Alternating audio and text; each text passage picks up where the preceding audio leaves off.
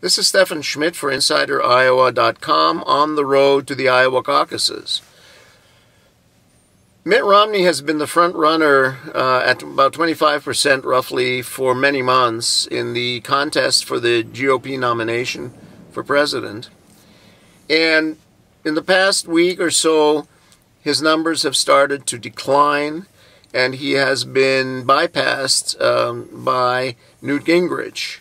So the question has arisen, what is Mitt Romney's strategy for winning the nomination? He was playing very low-key. He was way ahead in the polls in New Hampshire. He was not going to really contest the Iowa caucuses very much. He was hoping that some of his previous supporters, when he ran for president in 2008, would go to the caucuses and support him anyway, and so he was not going to make much of an effort in Iowa. And that has changed somewhat now, because he does feel that he needs to get more active, that he needs to run some advertisements, which he is doing, and that he needs to pursue his supporters in Iowa and encourage them to go to the caucuses more vigorously. The other thing that he's decided he needs to do is to have a few more media appearances. He's been very absent from talk shows and from interview shows, and he wanted to run a campaign more from kind of behind the scenes, which has sort of backfired a little bit on him, I think. So he's trying to engage a little bit more. However, let me tell you what I think his long-term strategy is. That means, how is he going to get enough delegates, Republican Party delegates, to get the nomination? I think he is going to go from Iowa to New Hampshire to South Carolina to Florida and all of the other primaries that are coming up, and collect delegates at each of those. Maybe not win any of them, but basically have a steady recruiting of delegates in one state after another. And the way this works, by the way, is there's a kind of proportional allocation of delegates. So let's say you get 20% of the vote in South Carolina, which would not be very good, but you still get about 20% of the delegates. You don't have to win to get delegates. You can get a percentage, and then you get those numbers of delegates.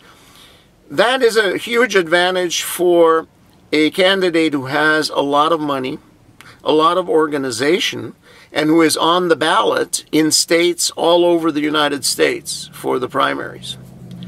Newt Gingrich, although he's the front runner, doesn't have that.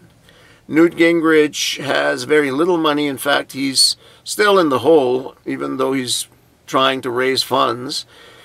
He has not organized very well, and there is some suspicion that in some key states he's not even going to be on the primary ballot, because he hasn't made an effort to get his organizers to go there and get him on the ballot. But Mitt Romney has. And so Mitt Romney can do adequately without winning any of the primaries and steadily collect delegates, and he can do it for longer than any of the other contenders. And I think that's what Mitt Romney will do.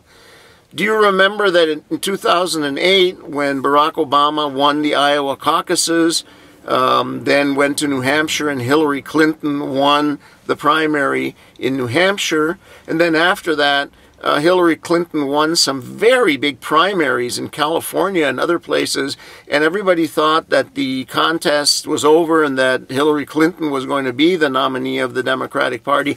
But Obama didn't give up. Obama had enough money and time and energy that he went on to every single state in the country, including non-states like Guam and Puerto Rico, which also select delegates to send to the party conventions. And Barack Obama collected enough small numbers of delegates in many of these places that Hillary Clinton's large victories were essentially wiped out, because Obama collected lots and lots of delegates from small contests. And he got the nomination, and he eventually became president. So if you can slog it out and you can go for the long run, Sometimes you can win the nomination without any spectacular wins in between. And I think Mitt Romney has a very good chance of following the Obama strategy and stretching the nomination process out maybe into May or June of 2012. And many of the other Republican contenders just don't have the money to go all the way that long. And I think, I hope I'm proven right, because I always like to be correct.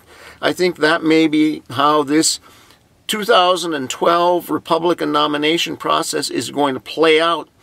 It may not be big victory in Iowa, big victory in New Hampshire, and it's all over, and then there's a front runner. It may be a slow process of collecting delegates all over the country.